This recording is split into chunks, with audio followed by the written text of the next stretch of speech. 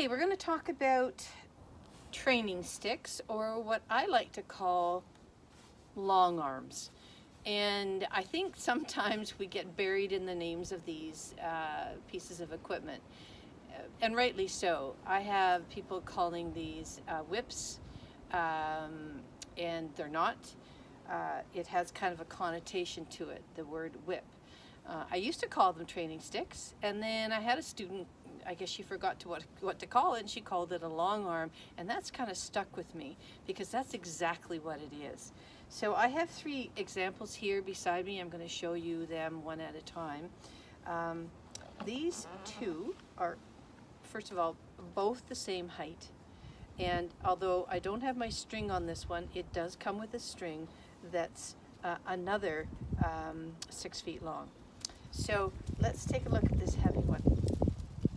I call this a heavy one. It's not heavy for some people, but it does have a purpose. It has a weight to it that for most new students will slow the use of this down.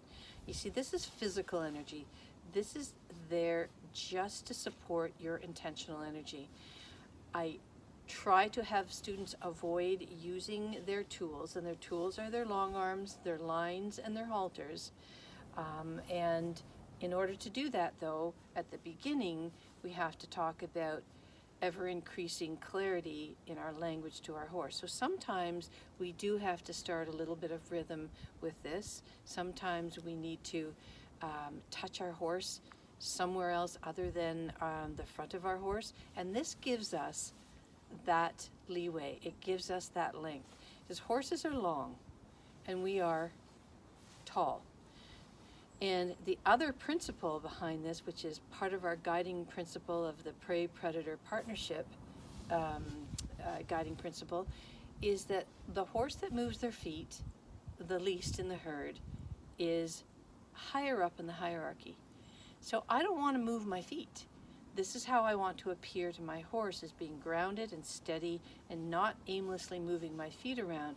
For horses that are fearful horses, they find that very anxious driven. It means that you don't know what you're doing and you're kind of skittering and scattering around.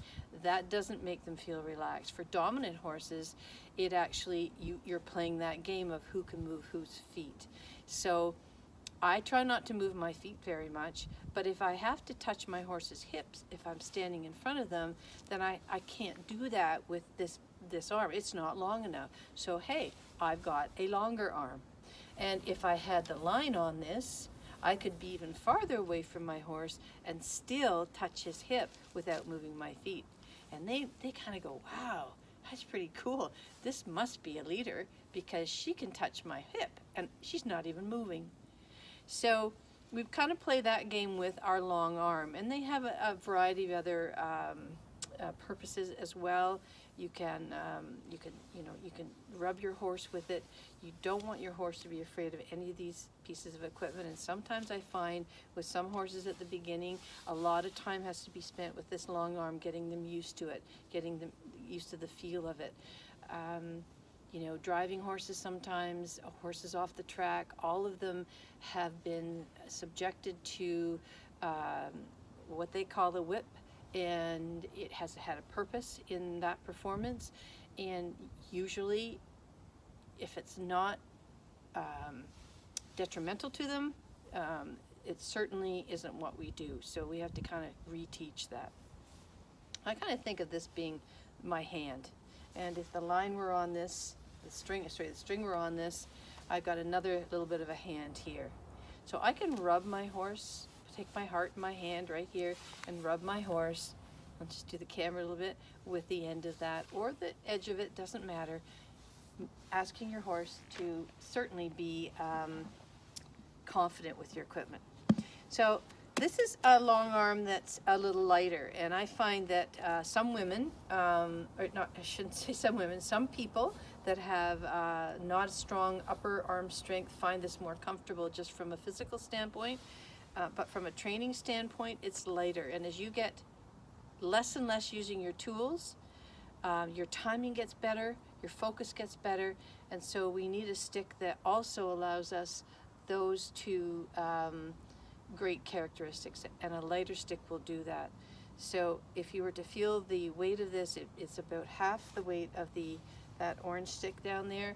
And again, you can use this if for physical reasons, for the same purposes, but this time it's a little lighter and perhaps a little easier to manage.